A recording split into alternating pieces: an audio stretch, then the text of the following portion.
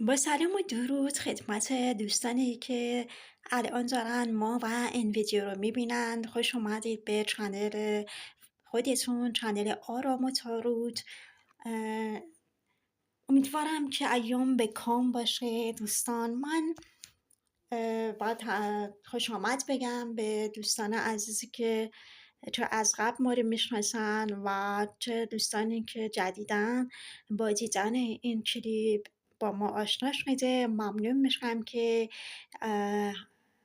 اول کانال ما رو سابسکرایب کنین و جز دوستان ما بشید. دوستان عزیز، ما تصمیم گرفتیم که از این به بعد در این چنل، من تصمیم گرفتم که از این به بعد همونطور که وعدش رو بهتون داده بودم در شورت ویدیوها آموزش فایل کارت های تاروت رو به شما بدم. امروز جلسه اول هست. میخوام از یکی از کارت های تاروت، همونطور که میبینین کارت زیبای عدالت، شروع کنم براتون.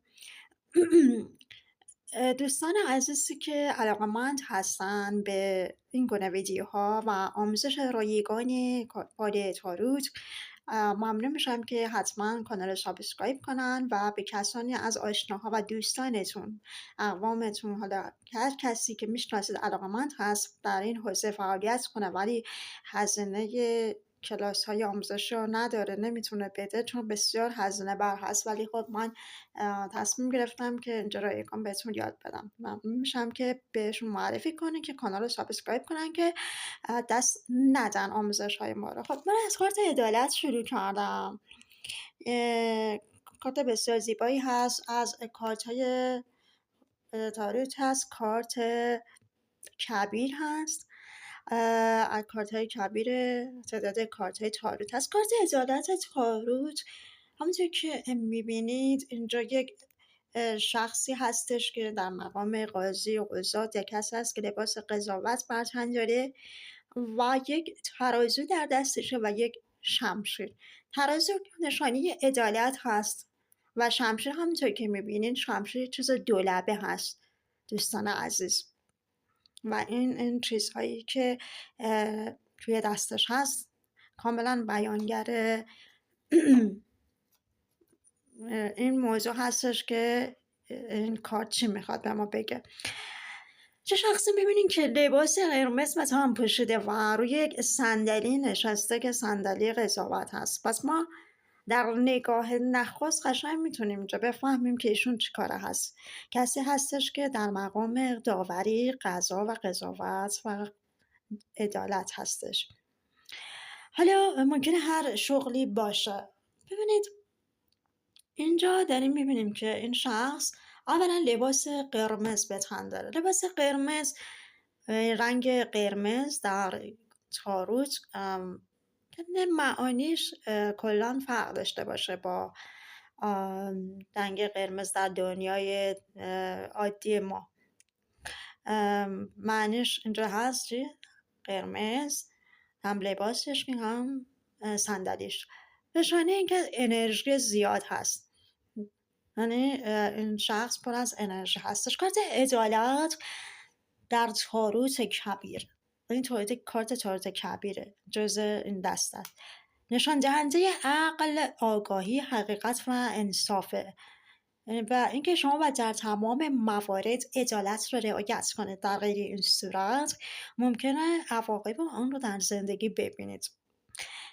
نمادهای اساسی اینم که بهتون گفتیم که چه چیزهایی هست. یک قاضی نشسته و یک ترازو در دست چپش که همونطور که میبینید و یک شمشیر هم در دست راستش قرار داره. نمادهای این هست و یک تختی که حالت تخت قضاوت هستش. وقتی که کارت عدالت برای شما از بین کارت ها در میاد و میافته بیرون، نماد هماهنگی، برابری، عدالت، فضیلت، احترام، مشورت، تعادل و رایزنی و تعادله. این کارت میتونه نماینگر فرصت برای بازگرداندن تعادل به زندگی در زمینه جسمی، احساسی، اجتماعی، معنوی باشه. این کارت به شما میگه در برابر چیزهایی که شما رو از تعادل دور میکنه محکم و قوی بایستید. ببینید این کارت وقتی که ظاهر میشه برای شما داره به شما حرف عدالت میزنه، قضاوت میزنه.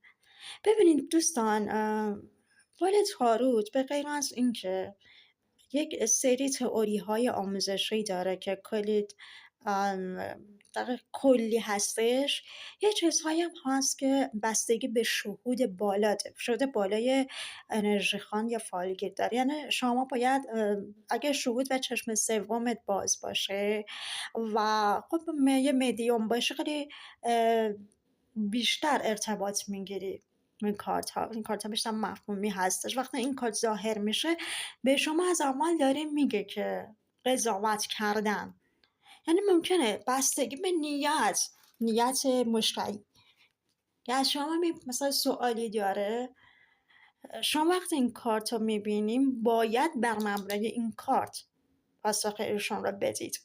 وقتی که این کارت رو میبینید کاملا مشخصه، داره به شما میگه چیکار، این معنی مشخص میشه. یعنی این کارت قشنگ گویاست. کارت سختی نیست که نخواهید بفهمید. میگه شما قضاوت کردن، عدالت، کارهای قانونی و دادگاه و پاسگاه، این چیزها رو یاد شما میندازه. مثلا در دنیای امروز کارهای دفتر قضایی و نمیدونم کارهای شکایت و این چیزها. حالا کارت عدالت، اگه طرف از شما سوال قانونی کرد، بستگی به سوال شما باید ببینید که خب عزیزم کار شما اگر باید شکایت کنین، اگر شکایت کردین یا از شما کسی عارض شده از شما، بدون که نگران نباش، چون این کارت عدالت، همونجا که اسمش از عدالت در حق تو برقرار میشه. حالا این معنی کلیش بود. معنی های دیگه، معنی مثلا یک نیت عاشقانه داره این کارت ظاهر میشه.